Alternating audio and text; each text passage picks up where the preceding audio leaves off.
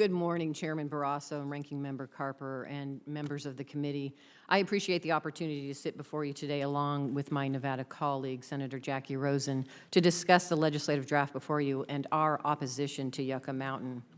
I last sat at this table in October of 2007, almost 12 years ago, as the Attorney General for the state of Nevada. At that time, I provided testimony before the committee on this very topic. For over 30 years, many in Congress have been trying to force a repository facility on Nevada, despite the fact that Nevada does not generate or consume nuclear energy, and that Yucca Mountain is a seismically and geologically unfit site to store this dangerous material. A vast majority of Nevadans opposed Yucca Mountain when the site was selected as the nation's sole repository back in 1987, and they continue to do so today. Over the years, this committee has heard from both Republican and Democratic governors and members of the Nevada congressional delegation, as well as environmental advocates in our state's prominent travel, tourism, and outdoor recreation industries, all of whom are united in their opposition to Yucca Mountain. Today, I would like to dispel a few misconceptions. Many believe Yucca Mountain is settled science, that Yucca Mountain was selected through a reasoned and thorough process, or that Yucca Mountain is already equipped to receive nuclear waste. Well, they are wrong. In 1982, Congress passed the Nuclear Waste Policy Act, creating a structure for a final repository siting. This structure established a schedule for selection of a first repository to be made among 3 candidates in a western state, followed by the selection of a second repository from a set of 5 candidates in an eastern state, along with consideration of an interim site to be located at Oak Ridge, Tennessee. It also allowed all states to have a voice in this process by granting them a veto. And the amount of waste to be stored at the first repository was capped at 70,000 metric tons as a compromise to ensure that not just one facility would be the recipient of the nation's waste, knowing that much more than this amount would ultimately be required for final repose in the future. But faced with political pressure, the Reagan administration indefinitely postponed the search for an eastern second repository site in 1986, unraveling a key compromise of the 1982 law.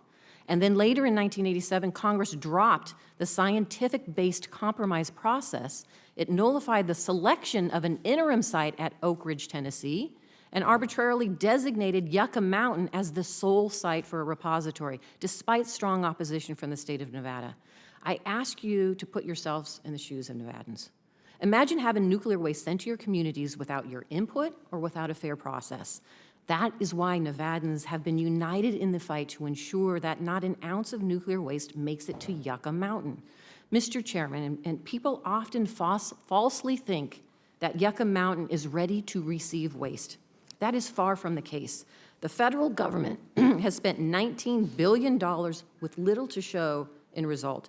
There are no waste tunnel disposals. There are no waste disposal tunnels. There's no waste handling facilities there. There's no monitoring infrastructure, no containment infrastructures. There's no railroad infrastructure needed for transporting waste into the site.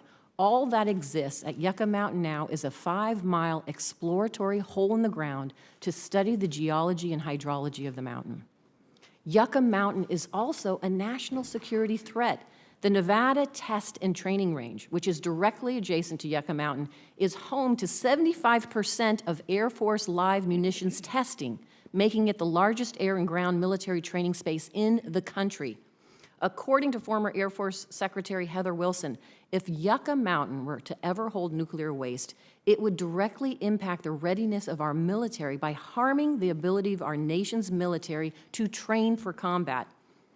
Yucca Mountain is a scientifically unsuitable site for a nuclear repository. It sits on fault lines. In 1996, a 5.6 magnitude earthquake damaged the Yucca Mountain Project Field Operations Center. Imagine what would happen if there was a stronger earthquake. And numerous studies have also found that the groundwater around the repository is at risk of contamination, affecting communities across Nevada and California. Mr. Chairman, all we are asking today is that Nevada is treated fairly, that it is treated the same as every other state. Congress should not and cannot shove nuclear waste down our throats. All states must be given parity in order to find a solution that works. That is why Senator Rosen and I have introduced alternative legislation that guarantees every state has a seat at the table. Our bill, Senate Bill 649, the Nuclear Waste Informed Consent Act, would require the federal government to obtain the consent of potential host state before moving forward. And I would like to thank EPW committee members Senators Booker, Gillibrand, and Sanders for co-sponsoring our legislation. The current bill before this committee continues on an unworkable path that only delays the country from finding a solution to our nuclear waste dilemma. So why waste decades and billions of taxpayer dollars when we can work together to come up with a viable solution to our nuclear storage problem? I stand ready to work with the members of this committee and the rest of my colleagues in the Senate to find a sustainable solution that ensures all parties have a voice in this process. So I want to thank you for the opportunity to be here today. I would also like to submit for the record an analysis by Bob Halstead, who works with the Nevada Agency for Nuclear Projects, and it's his overview and analysis of the discussion draft of the Nuclear Waste Policy Amendments Act of 2019 and the concerns that we have as the state of Nevada with the current draft. So thank you.